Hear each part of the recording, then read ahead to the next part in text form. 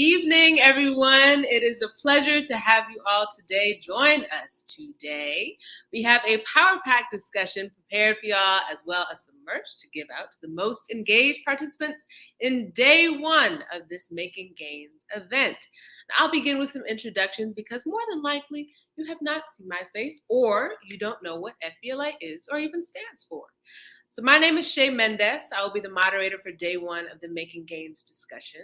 And I'm the president of Dr. Phillips High School Future Business Leaders of America, or FBLA, and a dual enrolled student at Valencia College and Dr. Phillips High School, majoring in political science and international business law. Future Business Leaders of America is the high school division of Future Business Leaders of America Phi Beta Lambda, Inc. And what do? We help high school students prepare for careers in business through academic competitions, leadership development, and educational programs. We just came from competition season, and our members ranked first place in almost all of their categories. Round of applause for them. Now, I've said a lot simply in the introduction of myself. Y'all just wait, because we have a whole panel here to talk to you. So let's begin with Miss, let's see. Oh, you know what? Let's begin with, because Miss Jackson won't be here until 5. So let's begin with Miss Corinne Stewart, the technical lead of Black Girls Code and a former FBLA district president. Yes. She takes lead on overall team development, establishes long-lasting relationships with local businesses, organizations, and governmental agencies.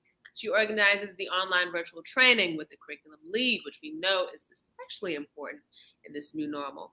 She facilitates in-person tech instructor and classroom assistant training and has volunteered herself since 2014. So thank you, Ms. Corinne, for joining us today.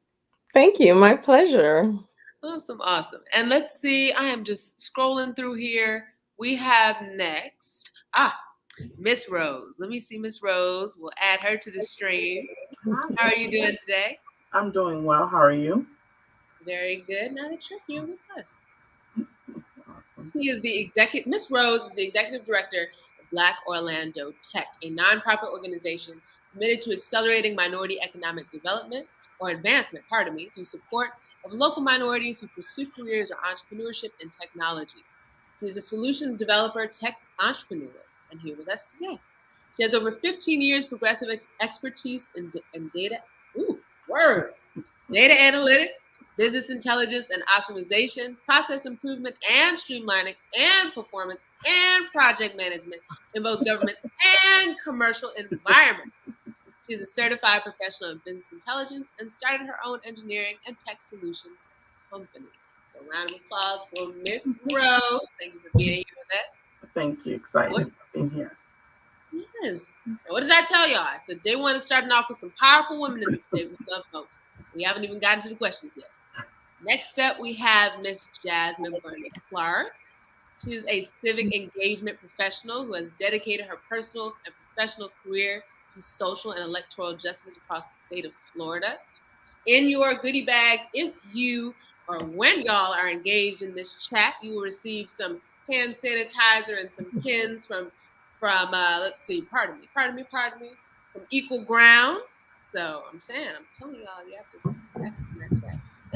Anyways, she is the founder and consulting director of Equal Ground Education Fund and Action Fund, a Black-led community-centered civic engagement organization prioritizing voter registration, education, and mobilization in predominantly Black communities across Central Florida. Most recently, she was a senior advisor to the NAACP and executive director of the Florida 501c3 Civic Engagement Table, where she advanced work through 3 statewide programs. And what were those? Civic engagement, aka voter registration and turnout, issue advocacy, and constituency engagement, civic access, aka voting rights and election administration, and civic representation, aka census redistricting and clean elections. And she worked to expand equal access to the ballot box on behalf of the new American majority. Thank you for being with us today. All right, now we have also with us today, I told you this is not going to end, y'all. It's not going to end. We have, let me pull up her file so I don't mess nothing up. we have Miss LaVon Bracy Davis with the cute old background. Miss LaVon Bracy Davis currently serves as the Senior Director of Community Programming for the Dr. Phillips Center for the Performing Arts in Orlando, Florida, who will soon have the Queen. If I'm not mistaken, I was about to say Gladys Knight, but that's wrong. Who's coming up in performing arts? Gladys Knight. I was right. Yes. All right. So y'all, you may want to check that. If you don't know who that is, then that's an insult. But anyway, that's relevant. Miss Bracy Davis has been with this nonprofit since 2008, starting with the design and community engagement teams prior to its opening in 2011. During her tenure, she has been part of significant milestones such as groundbreaking, grand opening in 2014, groundbreaking on phase 2 in 2017, and the pending opening of an acoustic hall in fall 2020. Davis's key contributions there include leading the diversification of community programming and the production of free concerts, of events, and educational experiences. Ms. Davis is also the chair of the Florida Division of Arts and Culture. She holds a Bachelor of Fine Arts degree in Theater Arts with a concentration in acting from HU and a Juris Doctor from Florida Agricultural and Mechanical University College of Law, y'all. Lord have mercy. Now, last but certainly not least, we have the woman behind the open doors of Dr. Phillips High School, the powerhouse of the city. And Vicki Felder from the Orange County School Board District 5, Vicki Elaine Felder, who was elected to the school board representing District 5 in November 2020. She is known as a wordsmith and orator, as a champion for education. She prides herself on the ability to reach for hidden potential found in all of her students. Ms. Vicki Elaine Felder is a lifelong resident of the Orlando, Florida community. She is a masterful teacher who has committed 39 impactful years in the classroom for OCPS, and her unwavering service as an educator includes teaching in the subject areas of drama, film, studies, as a narrative, American literature, British literature, and the African American literature. Her teaching assignments have included Dr. Phillips High School, DCHS, Brown Panther, Maynard, Evans High, Edgewater High, and Valencia College Summer Academic Program for accelerated students from Jones High. Ms. Felder holds a Bachelor of Arts degree from Spelman College and a master's degree in speech and theater from Kansas State University. She lastly completed postgraduate work in English from the University of Central Florida and completed work in cinema and film study as a narrative from the Tisch School of the Arts at New York University. And in the summer of 2020, she received a Master of Arts degree in Christian ministry from the Bethune-Cookman University School of Religion. Woo! A lot to read. All right, we got some powerful people up in here. Look. Lord have mercy. Right. Thank you for being with us today, ladies. All right, so what is this Making Gains event about? Right, let me pull this up so I don't skip anything. The Making Gains event is a 2-day program being curated by our FBLA chapter. An audience of about 30 made up of educators, high school students, club sponsors, and parents. Our goal here is to build awareness of the community leaders in Orlando and in Florida, as well as their initiatives that continually better our city, in addition to celebrating the shifting narratives specific to African American lives, Black leadership, and Black experience. So now let's begin. with our questions. So I'll first pull up a question for Miss Vicki Elaine Felder. Is that how you like me to address you? Yeah, that's fine. Okay. So now I'll pull this up. Okay. Let's see. All right. You are a masterful teacher, as I've mentioned in your bibliography. You have committed 39 impactful years in the classroom for OCPS. One of your teaching assignments was Dr. Phillips High School. We have educators tuning in here from my school, and I'm not sure from others, but I know from DP, so shout out to Ms. Patel and Mr. Hunt. Our first question here is, how can one strike the right balance between being a teacher versus being a parent? Being a teacher is versus being a what? Being a parent. A parent. Well, first of all, I don't have any biological children, but I think I'm a surrogate mother to so many children that I've taught the past 40 years in the school system. A child's first teacher is the parent. That's the first thing. So I see them synonymous. Of course, a teacher will get sometimes the formal training that's necessary to share knowledge with children or people that they're going to teach. But I think they are the same, but they're probably, the levels may be different based on the training of the teacher and the training of the parent. But I'd like to say a child's first teacher is the parent, because that's how they learn who they are. That's how they learn their name. That's how they learn who their parents are. They learn their environment. They learn no and yes. And they are celebrated for the wonderful things that they do. That's why all of us may not know how to be a parent. Sometimes we need help. And I've talked to people who are parents of 3 and 4 different children, and they say, Vicki, each parent's relationship with their child is different because the children are different. And teachers, we have a myriad of children, of personalities in our classroom, and you have to learn how to not only identify them, but you have to learn how to work with them and help them find their potential. I'm going to say this last thing. I don't have any biological children. My mother used to always tell me, she said, you know what, Vicki, because some of the stuff I used to do growing up, she said, you know, you're going to read this. And when I got beyond the age, I thought about bearing kids. I forgot about Sarah at 9. I said, Lord Jesus. But I said, I don't have no biological children, Mama. She said, Vicki, you're going to read this. And I do. I have. Listen.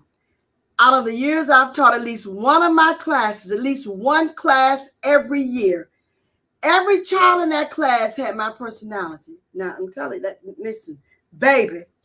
And little Levon, she was in my second period at Dr. Phillips in 9th grade. And and her husband and I, we took our master's class together at Bethune. And he said, so is this what I got to look forward to when Levon get her 60s? That's how I don't know. But I think the two are synonymous. And that's why it's so important for parents to be engaged in the learning of their children, because there are certain things that teachers may notice or have seen that parents may not have taken out the time because they got too many other things they're worried about. But we just got them that 7.5 hours of the day. We got direct observation. A parent wants to make sure you're fed, you're clothed, you have somewhere to sleep, and you're safe. We have to do a lot. We don't have to do that. We have to make sure that learning takes place. So that takes a little bit more direct observation and communication. So I think that both of them work hand in hand. You can't separate the two. Cannot. Connection. Shay, can I jump in really quick, 30 seconds, only because Miss Vicki referenced me, and yes, she was my 9th grade English teacher. It was quite a year, but I think good teachers will only just enhance what was instilled in by good parents, and that's exactly what a good teacher like Miss Vicki did. You know, so I came to her class already having a whole lot instilled in me from my parents, and all she did was enhance that. She was able to grow that and kind of water that was put in me by my parents. So that's what I think a good teacher will do. And yes, shout out to all the Panthers on the call. Never less than the best, class of 97, Dr. Phillips High School. That's it.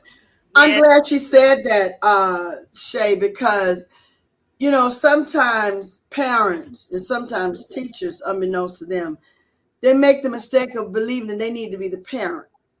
No, that's not your job. Sometimes we are forced in that role because of circumstances and situations. However, like she said, a good teacher will find what's already there. So as a parent, you have a grave responsibility because you got them from birth. You have a grave responsibility. And you might not have the formal training and read all the books by Dr. Schock and all these other great psychologists, but that's your baby. You carried it for 9 months. You felt the first heartbeat of that baby. So you have the right. You have the right to engage in learning with that child because that's yours. Let alone the fact they come in looking like you, sounding like you, but they got their own mind. That's the real read.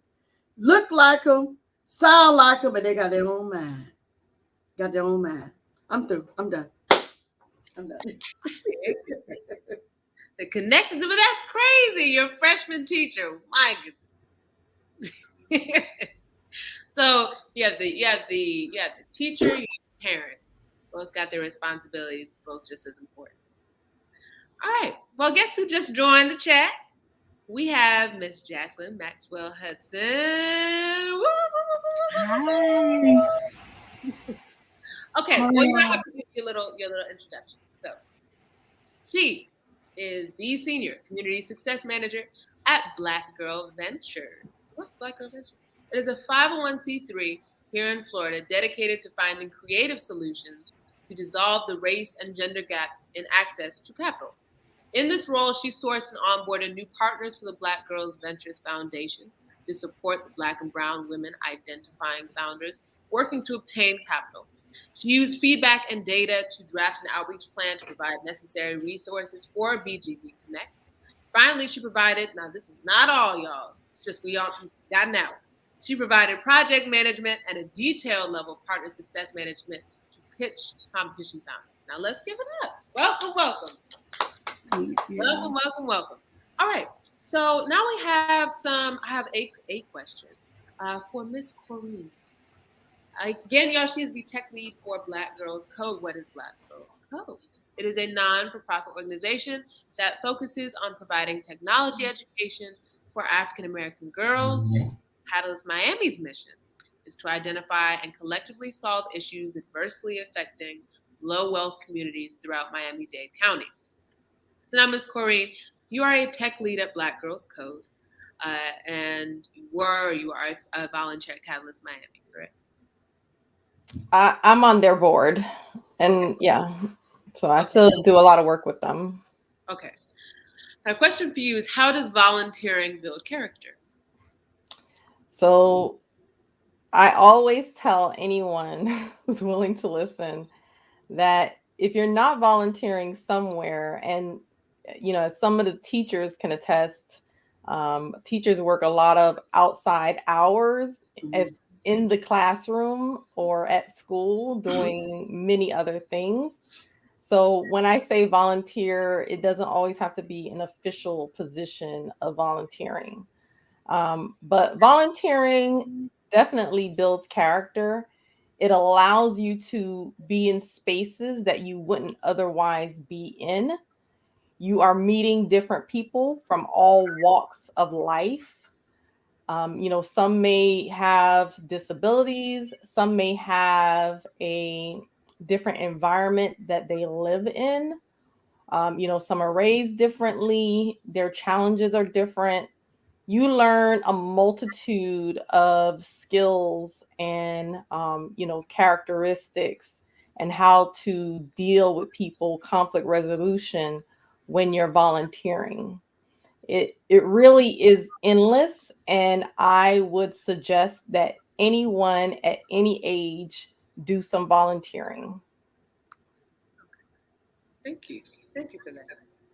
Because we put an emphasis, especially in high school, on community service. Get your volunteer hours, and then at some point, or after a few hours are spent, then you suddenly lose sight of the benefits that you actually reap, the skills that you. Yes, and I would actually encourage, if you are of color, right, and you are an FBLA student, and I know for a fact because I was an FBLA, you're learning so many skills that you wouldn't otherwise learn. So I would recommend that any student in FBLA actually try to volunteer outside of the school, somewhere where your skills are going to be needed. There are so many different organizations that actually need your skills, but it's just up to you to be motivated enough to find those organizations, because it's not always easy for them to find volunteers. And a lot of those organizations don't have the ability, they don't have, the affordability is not there for them to be easily found. Agreed. Our next question will be directed to Miss Jasmine. You have years of experience, pardon me, in politics, to say the least. Most recently, you were the senior advisor to the NAACP. You are the executive director of the Florida 501c3 Civic Engagement Table. You advance work through those 3 statewide programs. You worked in Florida politics since 2010. Alex Sink for governor, Geraldine Thompson for Senate, Tom Steyer, Next Gen America, Democracy at Stake. And so this is really a 2-part question. The first being, what do you say to those who say they don't have a voice in politics, or they feel their voice won't be heard anyways? And the second part is, what is the art of political persuasion? Those are some really great questions. I would say first, for anyone who doesn't think that they have a voice, they should think twice about that. I, in 2010, starting my career, had the value of social media, but it was much different than it is right now.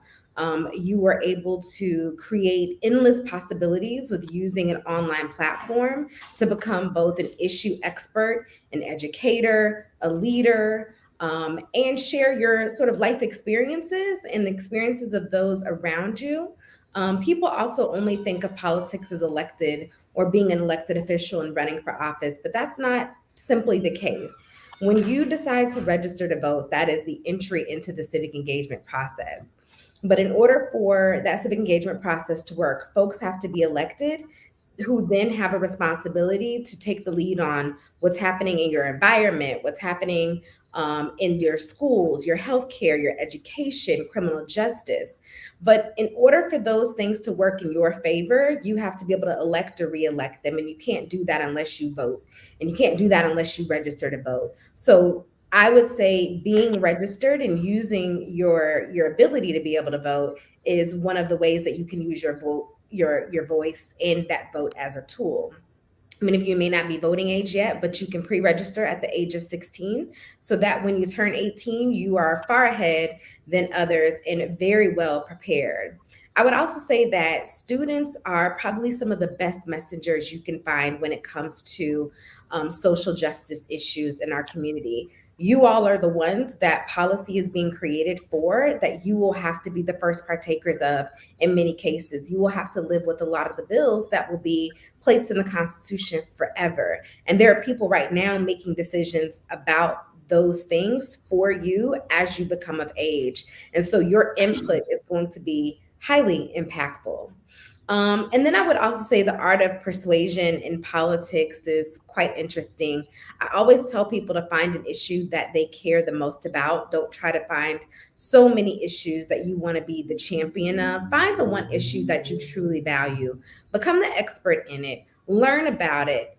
Also, figure out what the story is that you are so deeply tied to and connected to as it relates to that particular issue. Stories are extremely powerful. They move people. What is your personal story? What is the story of self? There's a formula we use in the organizing space where we ask people to tell their personal story as a way of persuading folks to move mountains on their behalf when it comes to actions. And that formula includes telling us a little bit about your background, how you grew up, who you grew up with, what was that time like? Tell us about a challenge that you experienced in your life that you may have overcome or attempted to overcome, and what was the outcome of that?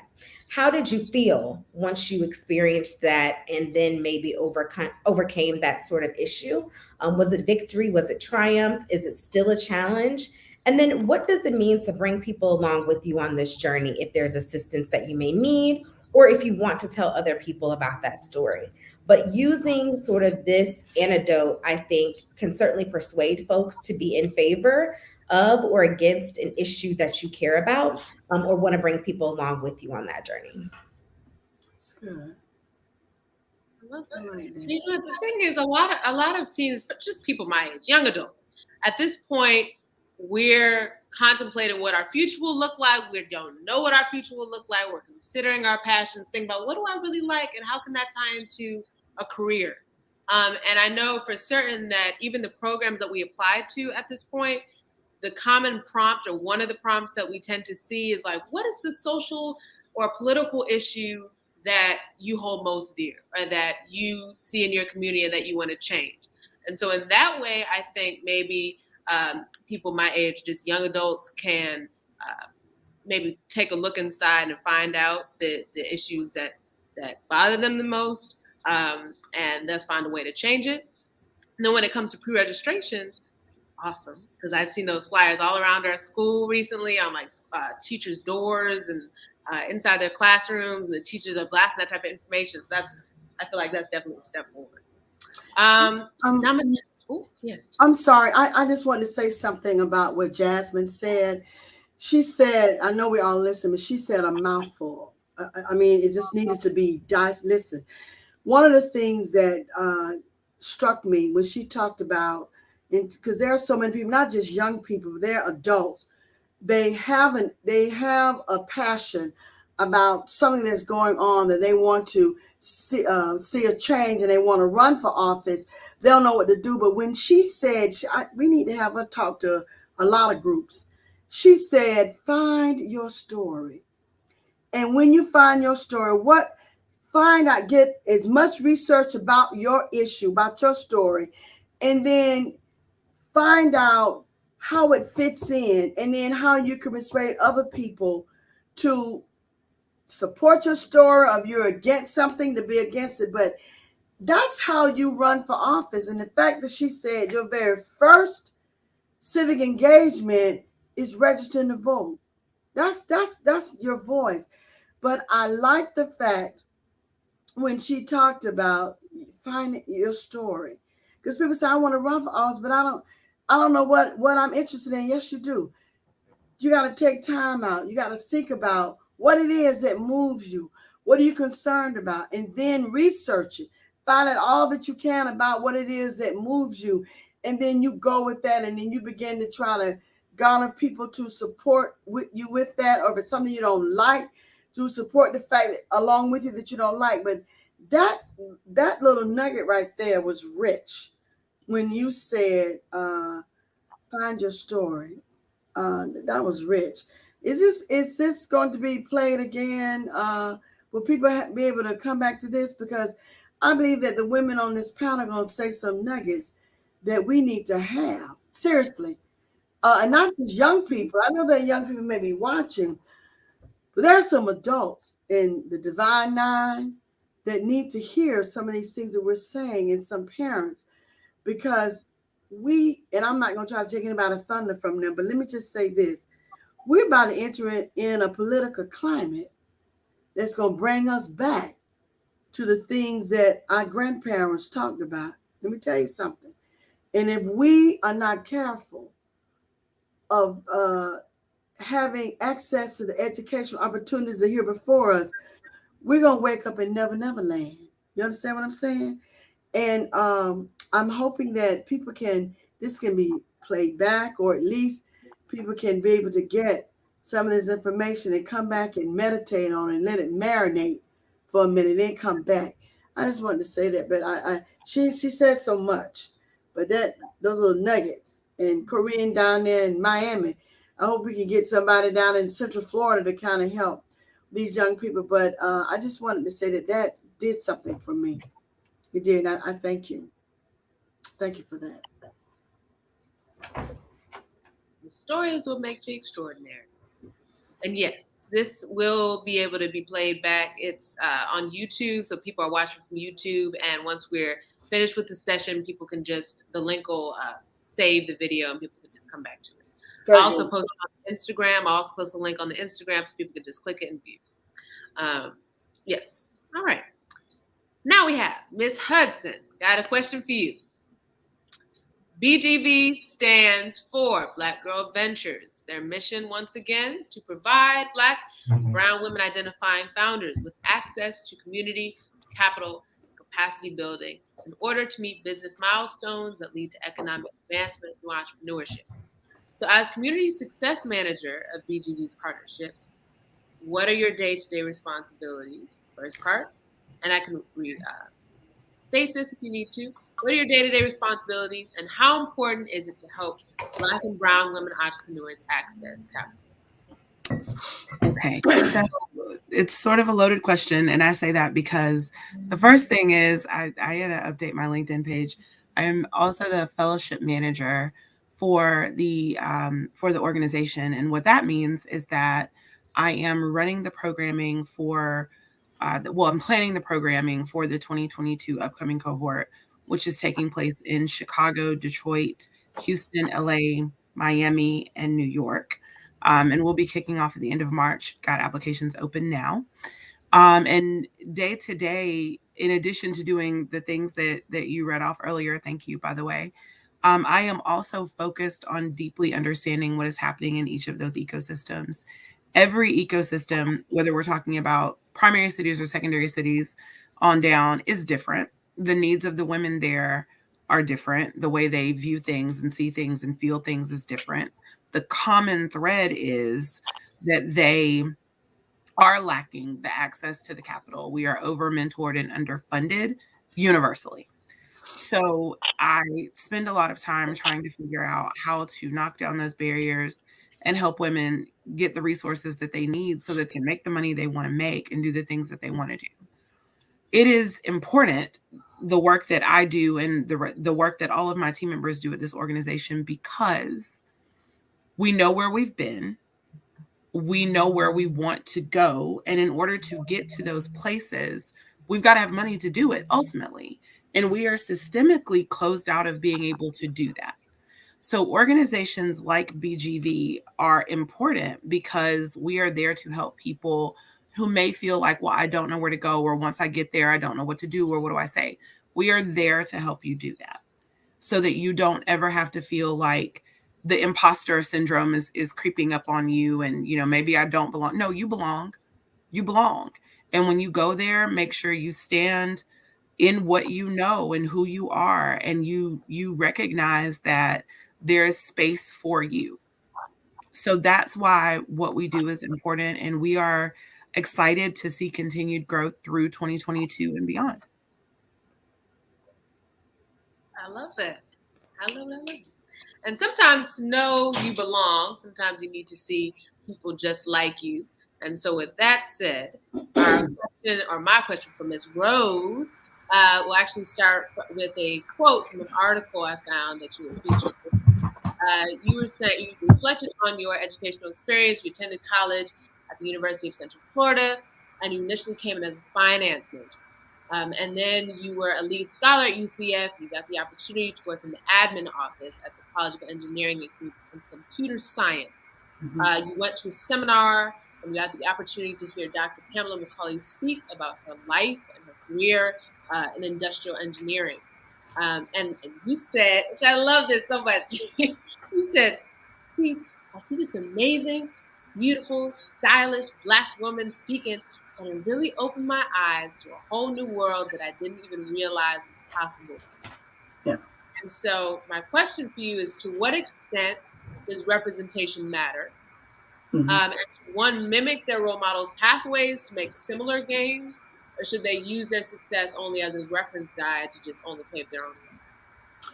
Representation matters because it is a sign or proof that someone like you, who looks like you, made it.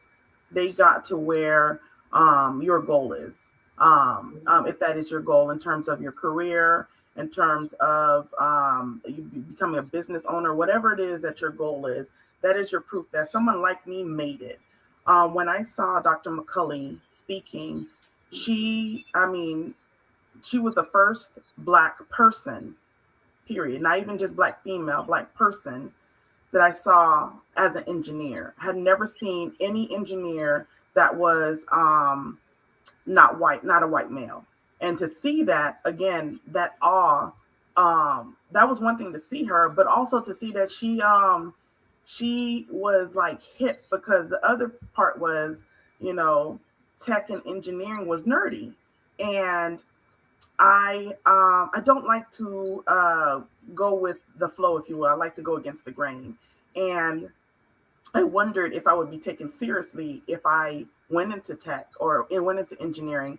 And she showed that, yes, I mean, she, like I told you, she had her hair done, heels on, and she was just, you know, just beautiful and stylish and was smart, beautiful and smart. And I, you know, just again, that combination was never something that was displayed to me or that I could see. And so, yes, representation is critical, because it shows that it can be done. But in regards to the other question, it should only be used, the path that that person that you're looking at followed is not your path. Everybody is going to have their own unique path. And it should only be used as a guidebook. Why? Because everyone has a different starting point. You're going to go through different experiences. Even with Dr. McCully Bell and myself, you know, there were some similarities through our journey, but completely different journey. You know, the end goal is what you need to focus on. What is it that you're looking for? You want to become an engineer. That's your end goal. How you get there depends on what opportunities you take on, what people you align within your life. I mean, all of that is dependent on the choices that you make. And that is what's going to help either make that journey a long and rough one, or maybe a short and not so, and maybe a little bit easy. And so that's how I answer that. Definitely representation is important. I know that one of my goals is to go out and speak to young Black and brown youth to show them that they can make it. Not only do I speak to them, when I tell them about me, I don't hold back to let them know where my starting point was. I am the first daughter of Haitian immigrants. I came up to Orlando to UCF to go to school. I had a daughter my sophomore year. And so I was a single parent in the engineering department where I was the only Black female. And so I showed to them, I'm authentic in my story, and I showed to them all the roadblocks, if you will. I don't call them roadblocks. I call them superpowers. That's what makes me who I am, a unicorn. And I showed them all these that were put in front of me. I still conquered them, and I still made it to where I am. So if I can make it, you can make it. And so that's what I believe. Representation, authentic representation, is definitely critical. Mm-hmm. You're muted.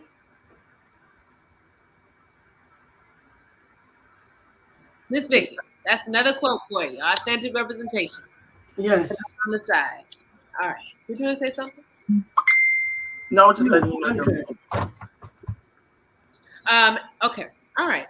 And a point you made that only reiterated a piece of advice my mom had given me. I have role models of my own. I got like Sky Jackson and Yara Shahidi and Deja Fox, and what's her name? Alexandra Cortez and Shirley Chisholm, and I'm looking at all their educational backgrounds. Prior to my mom's advice, I had just seen them face value. I'd seen all their achievements, and I was like, that's what I want right there. However, women like Deja Fox in the era that we live in now, and she's attending Columbia and she's working for Ford models. I'm like, I really want that. And then you have the doubt and the fear settle in, and they become less of role models and in some cases distractions. And so I'd come to my mom with that not complaint, but that point of view. And I was just like, Mom, this is not healthy. And the way she'd explained it to me was, I have my own story. Just like what Miss Vicky and Miss Jazz were just talking about. I have my own story. That's what makes me extraordinary. So with that said, I know my own passions. I know my likes. I'm learning my hobbies. I'm learning my likes. And so with that said, I have a basic idea of what I want my career to look like. I have a basic idea of my goals. And so the women that I follow and that I look up to, I simply take notice of their achievements, how they got there, and I use it as a reference. I wanted to add to that, the women that you look up to or is going to change as you grow as a person. It's not going to be the same. Even now, there, it changes because your goals, because once you're going to your foresight and what you want in life at your age, it's going to take to a certain point. You're like, okay, I want to do this. When you get there, it doesn't end. You go on to the next one. Okay, I've achieved this. What do I want to do now? My goal was I wanted to be an engineer. Yes, I can be an engineer. I became an engineer and I worked at NASA for 15 years. Now, once I got achieved that, then I was like, okay, what's next? Okay, I want to own my own business. And then what's next after that? I got my business. I'm working full time on business. It continues to change.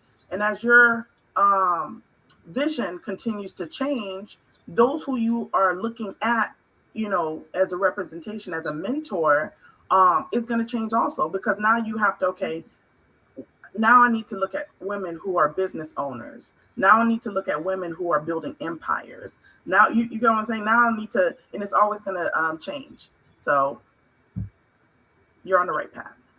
I love it. Mm-hmm. I definitely agree with that. All right, Miss Jazz. No, I was just saying that I definitely agree with that, because as someone who was in the tech industry, teaching myself how to code, and then entering into that industry and seeing all the different pathways you can take, I kind of like delved into that. But then when I started seeing that people were making business of it and becoming business owners in their own rights, you move differently. And so she's absolutely right. And, Black and brown communities, we need to start having our own businesses in those type of industries. I tell my students all the time, we are consumers. We consume so much, but now it's time to be creators.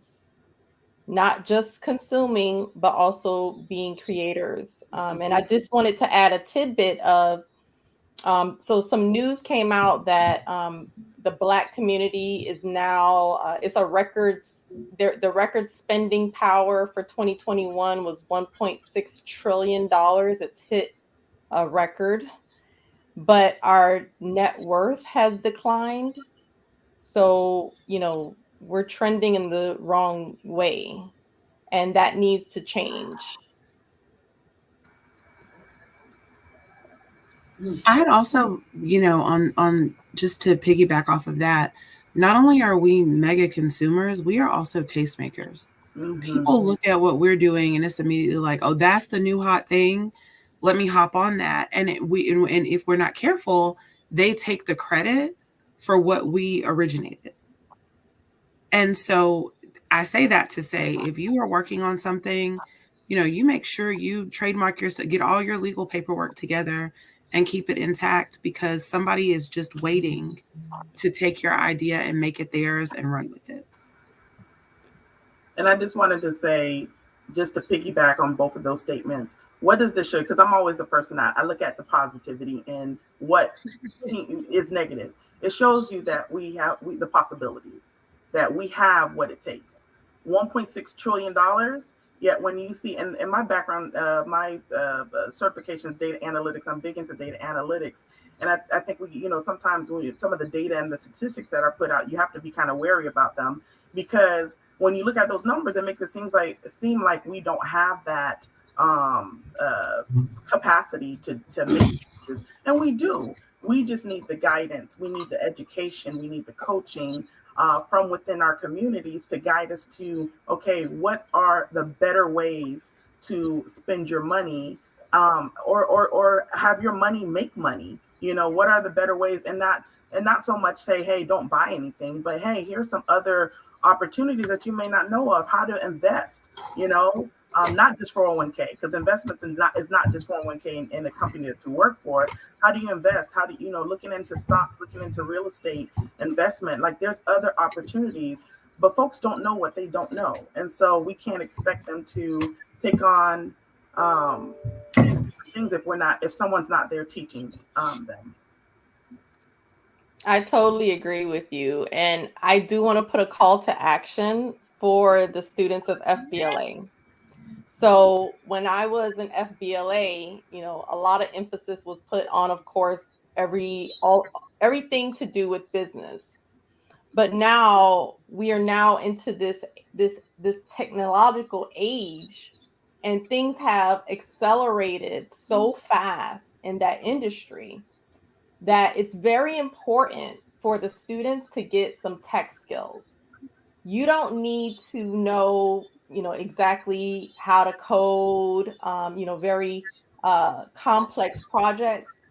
But I would recommend that you take at least some basic courses in coding, some basic courses in maybe cloud technology, information technology, just some basics, a foundation, if you will, to complement your business skills that you'll be learning as well. I know I'm biased, but I co-sign on that also. Tech is where it is, especially when we talk about getting more dollars into the hands of underrepresented communities. Tech is easy to pivot into from wherever you are. You don't need not to say you don't need to go to college, but if college is not an option, you can get into tech still. There's opportunities out there. I know Black Orlando Tech, the organization I'm over, we offer those opportunities because we want folks to have the possibilities, regardless of where they started from, regardless of what's happened in their life. We want them to have that, and we've seen those changes happening. So, definitely agree with that. That's a conversation I'd love for FBLA to have because recently we had a financial coach visit us virtually, Miss Dr. Sadari Berry, mentor Sadari Berry, and she spoke on personal finance, budgeting, saving, investing. But when you think of saving or budgeting, at least when I think of it, you think of like the piggy bank, and you think of like cutting back on your spending, like no McDonald's instead of 3 times a week, once a week. But just by what you said, Ms. Rose, is like maybe there are other alternatives, other ways for you to, save but still learn. Yeah, it's start off small. I mean, I think a lot of people, with all things in life, they think you have to jump over or you have to stop cold turkey or you jump off the cliff. No, start off small. They have different examples of where you can, save $50 out of your paycheck a month or every 2 weeks, and the impact that makes on your finances. Doing little things like that. Not going to Starbucks and making your own coffee, and actually having fun with it. Probably having less calories and not spending what I think is now $10 for one of those what I call foo-foo coffees. Little stuff like that. It's little changes. I got you. And we looking at the time because and I see we have one question for Miss Bracy, and then we have 2 questions for the group, so we can end on time and do our little shout outs. So Miss Bracy, we've been talking about representation, on social media, in person, networking, saving, budgeting. But what about representation on stage, and how have you preserved it? So that's not the question. But the question here is, how did you navigate the guidelines put on community engagement during the pandemic and yet still have production continue on safely? So, first of all, just in case I don't get another opportunity to say this, Shay, you've done an absolutely wonderful job moderating this. I've been on a whole bunch of panels and I've witnessed a whole bunch of panels, and you are working it, girl. So congratulations. Yes. Congratulations to you. So as it relates to arts and culture, it's so good to hear my sisters talk so much about technology and coding, and some of which I don't know a whole lot about, but I can say that all things arts and all things culture, that's my jam. So I work here at the Dr. Phillips Center, as some of you may know, is the gem and the jewel of arts and culture here in downtown Orlando. And our industry was hit really, really hard in COVID because, number one, people in the middle of COVID, when people are trying to make rent or keep their lights on or feed their family, they're not thinking about going to a show. That's the first thing. And secondly, a number of artists stopped touring in the middle of COVID. But we did have a whole lot of community arts groups that still had some shows that they could present. So at the Dr. Phillips Center, we created somewhat of a pivot and did an outdoor festival that we got some funding for, where local arts groups and some tours were able to come and perform, which I think is really, really important, because we know that arts and culture, that's kind of the universal language. There are a lot of times when people disagree on politics, people disagree on a whole lot of other things, but quite often there's an agreement or a through line or some commonality as it relates to arts and culture. So I think it's extremely important that the arts live on. I saw a quote or a bumper sticker. It's kind of corny, but it said, "The earth without art is just and if you spell it, EA, it's just So I think, I know it's corny, but it's cute. But I think arts and culture, and we know historically, as it relates to arts, arts has impacted history. We know that there are artists that have created as a result of history. It was able to birth artistic expression. Even in the midst of a couple summers ago, when the untimely death of George Floyd, we know there was so much in terms of arts and culture that was birthed because of what was going on in the times. Spoken word artists had lots of content to write when things were not going well. We know, like, Motown and Marvin Gaye and so many artists, as a result of what was going on around them, were able to create and birth great artistry. So and even in the pandemic, we know there was some great artistry that was birthed in the middle of trials and tribulations. So arts and culture is extremely important. I think, especially for people of color, oftentimes we create arts as a means of catharsis, as a means of purgation of emotion, and it makes our world rounded. So rounded and grounded. Oh, I like that. That's another one. Rounded. All right. Rounded and grounded. All right. I had a question for you. Okay, I forgot where I had heard this. But they were saying, it was a in-person event. It's called the Nomo series here in Orlando, Florida, and it was hosted by a friend.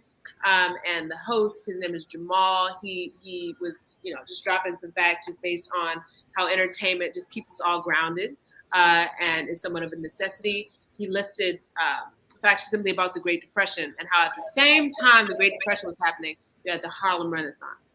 And so the question I have for you is just, when we were in like the thick of the pandemic and you had everybody at home, how were you engaging the community in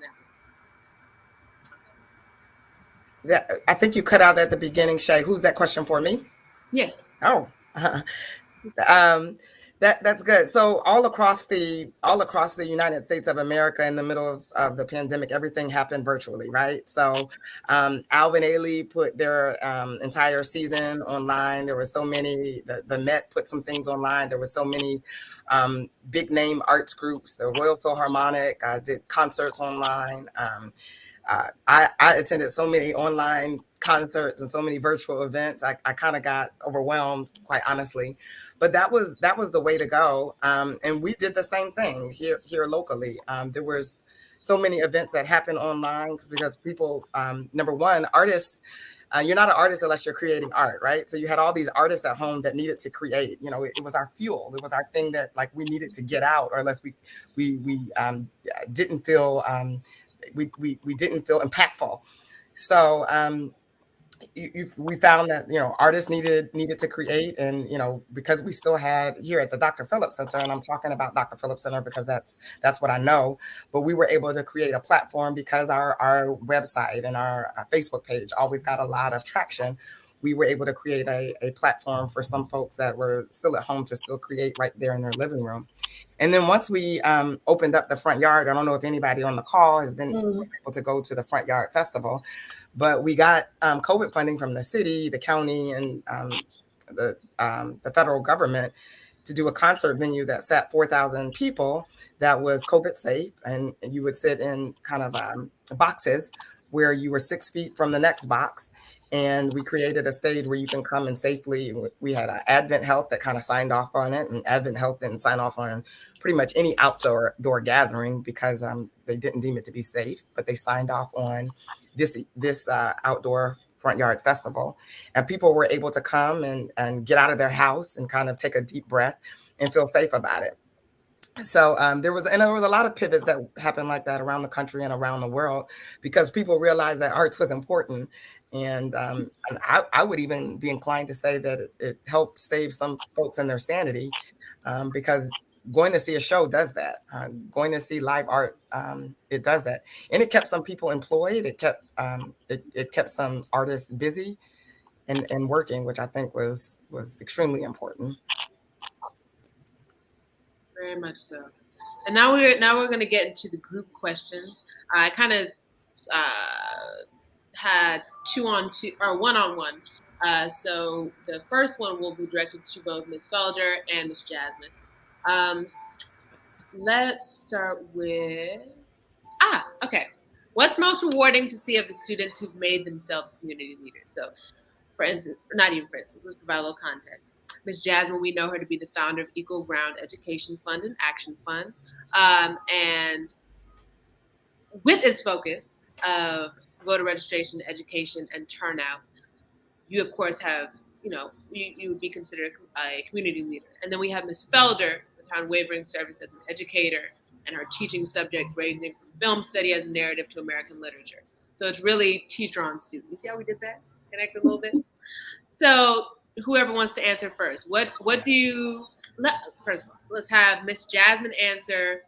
What do you need, or what did you love most from the teachers who made a difference in your life? And then for Miss Vicky, what's most rewarding to see of the students who made themselves community leaders? Whoever wants to answer first.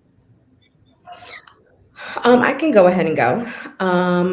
I would say the question is, what did I love the most, I guess, about the educators in my life?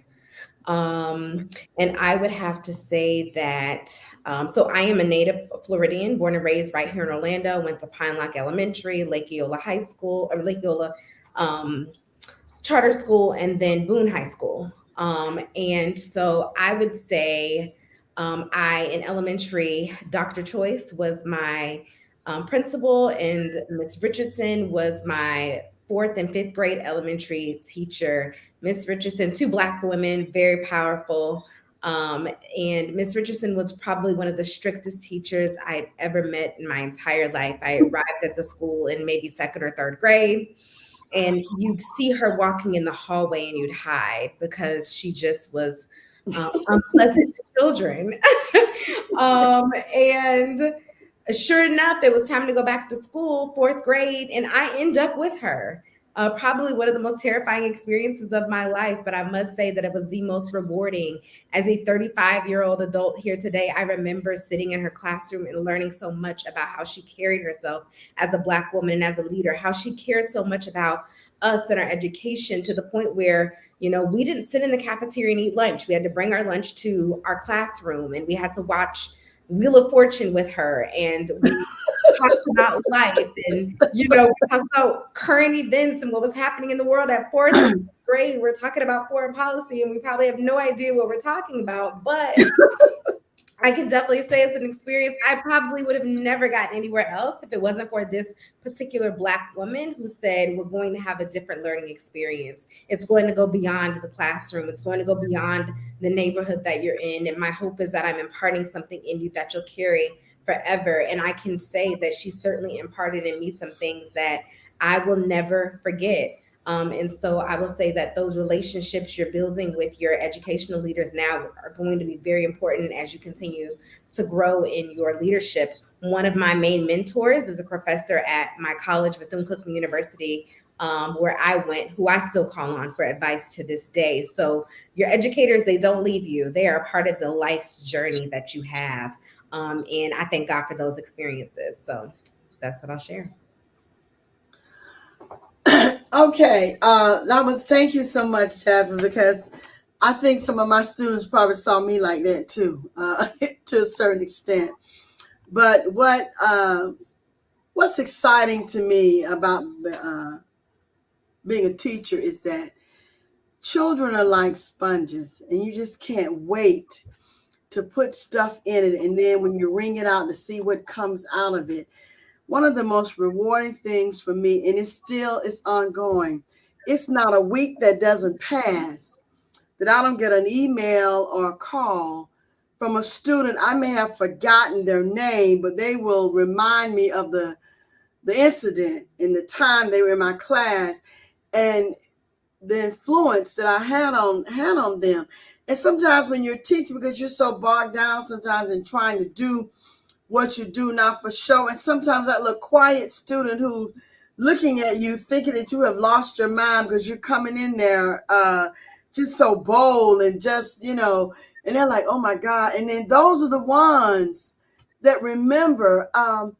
The most rewarding thing is to see when students you've taught, to see them try to emulate what you put in them, or to emulate what you're doing. I used to, first thing I would started teaching, and I'd have some students say, I want to be just like you, I want to be a teacher. I said, no, they don't make enough money to be a teacher. But I stopped saying that because it's not about the money all the time. Yes, we do need money. We do need, because the Bible says money is the answer to all things. It's the love of money that's the root of all evil, but money not evil, not money. What people do with money is evil sometimes. And so I'm so, even right now, sitting on the school board, so many of my students, they told me how proud of me that they were, because they said, and then some of them said, I think I want to do that too. I said, okay, I want you to do it.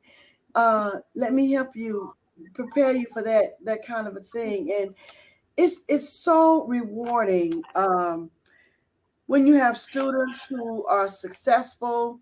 And I would venture to say the students, whether I see them, the name and lights on Broadway, like people like Wayne Brady or Alana or Little Levon. I call Little Levon because the mom's named Levon too.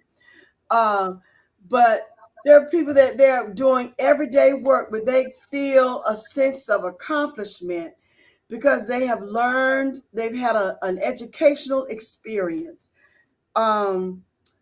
It does my heart good. I was speaking with people from the district earlier today. We're trying to get our Black History piece together. And one of the questions they asked me, said, well, what do you tell your students? So the first 3 weeks, my students in my class, I give them a quote from Nikki Giovanni's Racism 101. And I have them memorize that quote and ask the question, what is the difference between a person in prison and one that is not in prison? And they share the fact it has a formal education. They both read books, they both taught, they both deliberate and share ideas. But one will afford you an opportunity to better yourself and the other one will not. That's the difference. And then I have them also look at the fact that don't ever let your circumstances dictate your destiny. And when I look at some of my students, I'm so happy about their success. And a lot of times you don't even know that they are listening, watching, observing, and looking at you and saying, oh my God. I've had teachers, I don't know where he is right now, but James Deese, Sue Puro, James W. Wilson, Thelma Vivian Jackson Dudley, Audrey Williams, Mr. Bill Eichenberry. I could just go on and on. Even, let me tell you something, even in this past year at Bethune, taking a master's in Christian ministry, let me tell you something. The professors I had at Bethune, I went to Spelman. We had some of the great Dr. Jones at Spelman. Let me tell you something. Dr. Beverly Sheftall, B. Burroughs. I mean, I had some great professors at Spelman and at Morehouse, and when I took courses at Clark and Marsh Brown. But I just finished taking some courses at Bethune. And Dr. Bracy, Dr. Golden, Dr. Davis, so many. I almost forgot the power that professors can have on their students, and when you have the opportunity to engage in discussion. Because when you work with Dr. Wood, listen, when you go work on a master's degree or a graduate degree outside of your bachelor's, that's when you learn what you really don't know. You think you learn what you really don't know. And so I just saw somebody put in the chat about the TV show Albert Elementary. Say it was named after a sixth grade teacher. I watched some of it. It's so funny because I like it because I think it's true to form. You know, I wish I could write, and I may start doing it, write some of my experiences, because teachers, they're the most colorful people in the world. I'm serious, because we meet children where they are. There's no pretense. When the child comes in the classroom, the first week they may, try to act a certain way, but after a while, you get the real deal. You get what their mamas and daddies don't see. You get the real deal, baby. And teachers have to be creative and colorful. So when I look back on my students, even now, and I see how successful they are, and they say I may have said one thing or told like Lavon always talks about my being a wordsmith. She says you taught us how to use words and how important words were.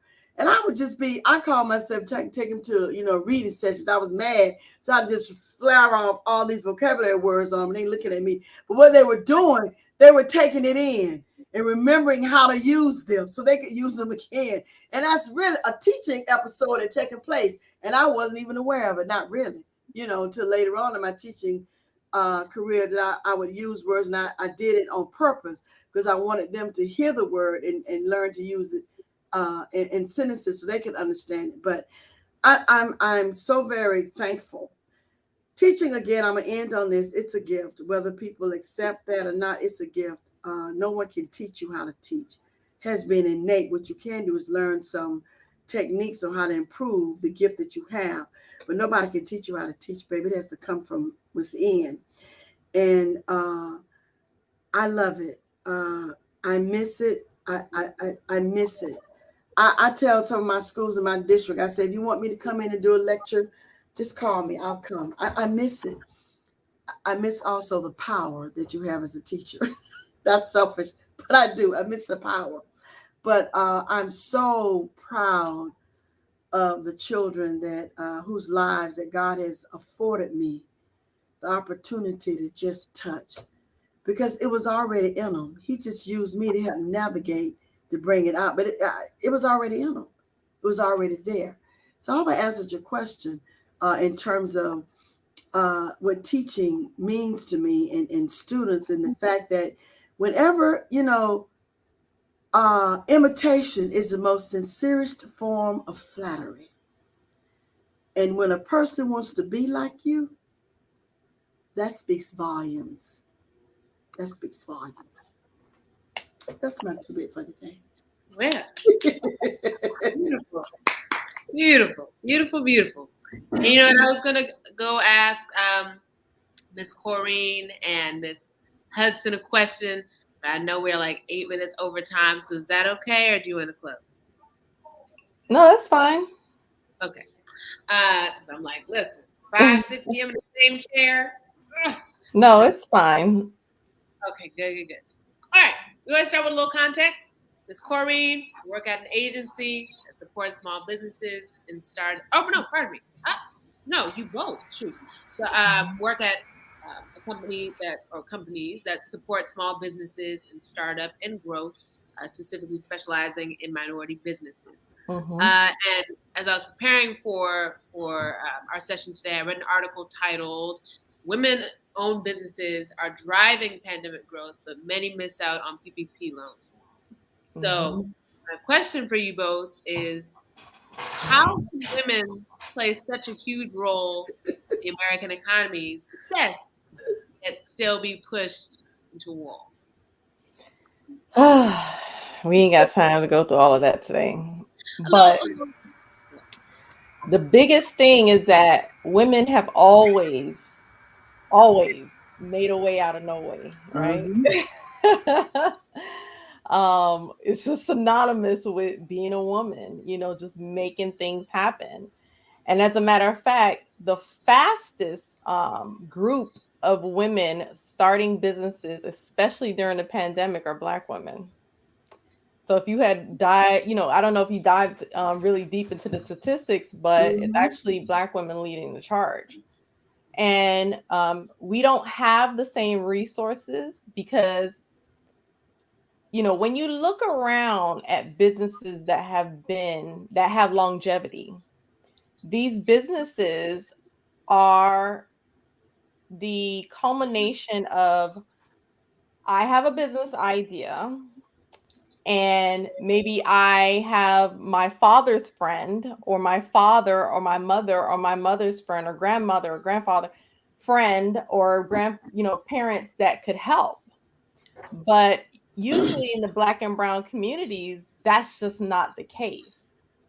So if we start a business and it fails or it falters, or we're missing something, usually there's just a downward trajectory because we don't have the help that we need, right? There are many organizations that are popping up to help business owners, especially minority business owners, through that gap. As a matter of fact, I just saw a post from Black Ambition, which is Pharrell's new organization. And that is actually ran by Felicia Hatcher, who started the Black Innovation Center in Miami. And they are actually funding businesses, minority-led owned businesses and ventures and startups right now, because of the issue with minorities finding, the trouble of finding funds to either start the business or scale the business. Because it's not enough for us to just start the business. We have to be able to scale it so it could have longevity. So we are able to compete with the other businesses that are out there. So, when you see something like that happening and you have the ability to help in whatever way possible, then I would recommend that you do that. And of course, when you get back to that question, why are women having such a hard time finding funding, is because even though the statistics say we're the best to invest in, you still have minds that are just limited in their thinking as far as, well, women don't do that great in business. Women need to be this or women need to be that. We need to have a society that is educated, especially in the actual factual numbers, as to why you should invest in a woman-led business, and especially a minority-owned business, a diverse, equitable, and inclusive business. Because studies show that those businesses make more money than any other business. That's my rant. Which part of the question do you want me to answer? Because either one, that's it yourself. I have both an answer similar to the one that she just gave, but another one that we found when we were speaking to our community about PPP loans and all of the things that the government has in place to help you fund your business and get business and things like that. And it is very simply documentation. You needed to have certain things, a bank account, an EIN, etc., to get a PPP loan that a lot of us simply did not have. So getting all of the documentation that you need together to be able to do those things is really important. On the other end of that, the government is a lot of things, but they don't pay their bills late. So let's say you want to be a government contractor. Well, you need to be certified as a minority owned or women owned or disability owned business. We don't have that either.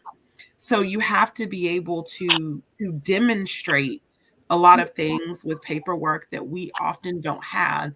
And we don't have it because we think we're doing a little hobby or we're doing a little side hustle. No, girl, you're actually running a business. Like you are the being the CEO of this thing that you are doing. Yep. We have to stop minimizing ourselves and acknowledging that what we are doing is having a business that solves a problem, and we are worthy of being able to get the same funding, the same relief, the same certification, the same whatever Mm-hmm. as some of our counterparts who may be white and male. We just have to fundamentally believe that, and we have to do the things that we need to do to get that done. Another thing she mentioned is Black Ambition is doing a program right now where they are, I think it's with Adidas, where they're doing some funding. Over at Black Girl Ventures, we are doing one where we're working with Meta, and we are so excited to see those women pitch.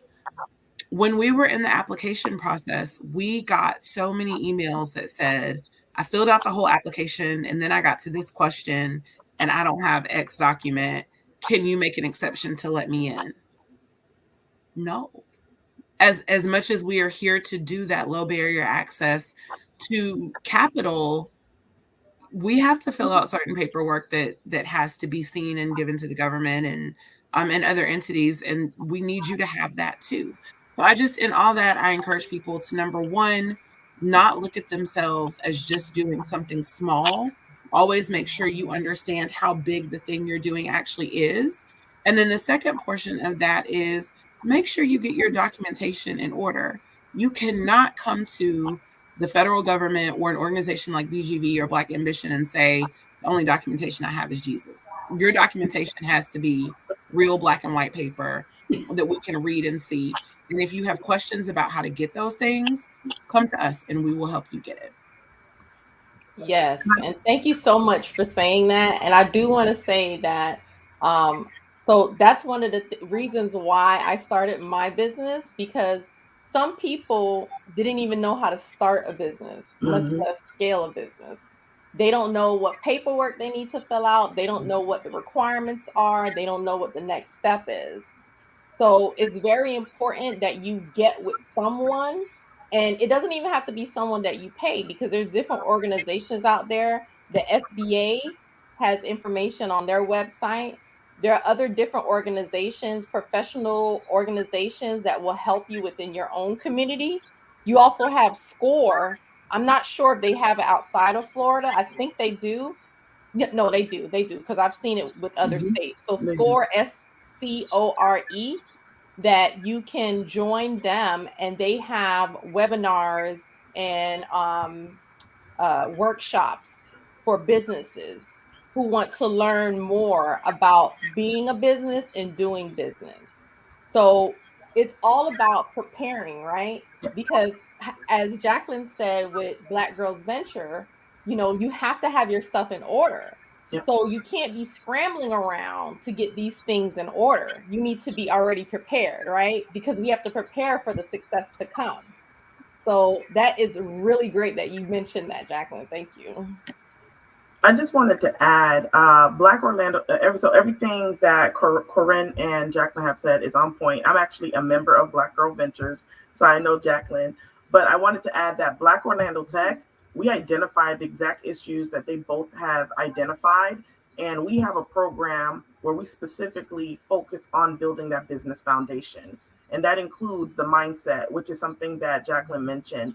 People go into business, especially from our community, without, they go into it what I consider a employee mindset. They don't understand that they need to shift their mindset and change the way on how they think, and how they view things and how they process things, because it's not the same. You don't That same mindset as you as an employee is not the same as a business owner. And then even when you get to that point, there's other mindsets when you start scaling up your business. And then just with the documentation, again, our programs that we have, we actually go through and say, okay, we're going to do our business model canvas. Next, we're going to build out the business plan and the pieces of the business plan. Here's what a financial plan or financial strategy looks like. And the folks who participate come out with these documentation, and then now they're ready for the next step. If it's a BGV or some a Black ambition or whatever else it is, and we're funded by Orange County, so this is available to them for free.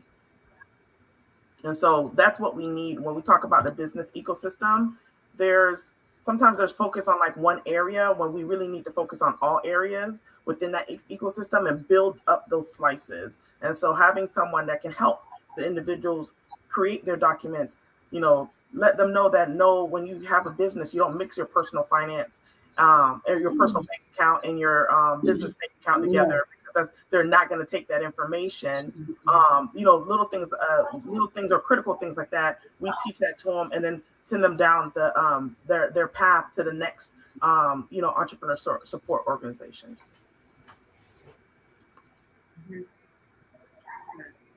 And, Stay ready to. I'm sorry. I wanted to say one more thing to the students.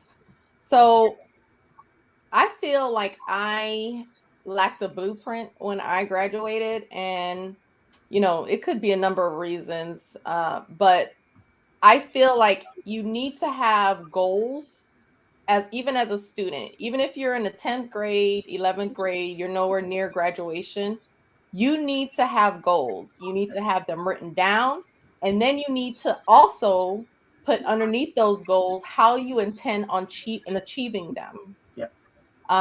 Because when you're speaking about businesses, if you don't have a vision, if you don't have a goal, you're just kind of like flailing around. You don't know what's going on.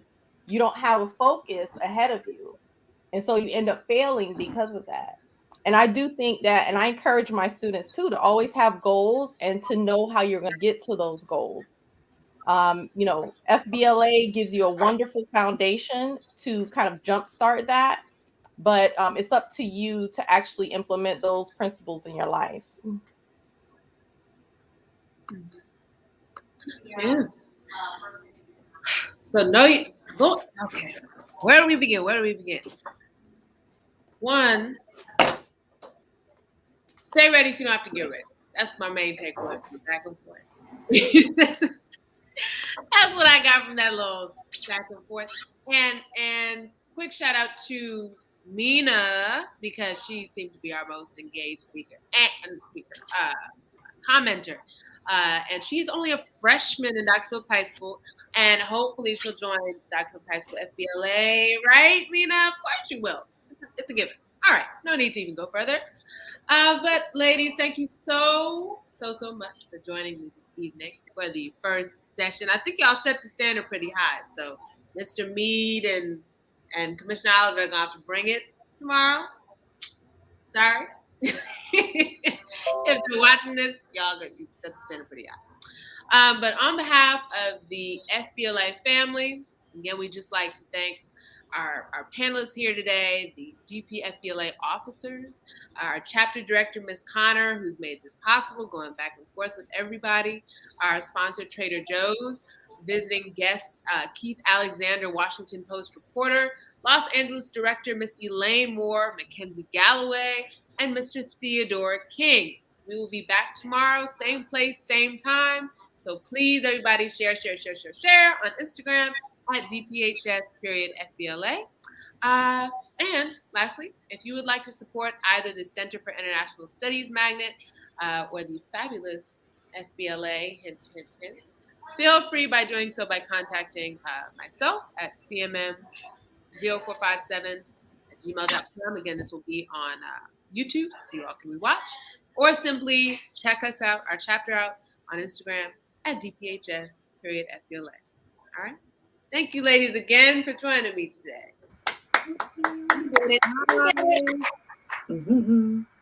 Thank you.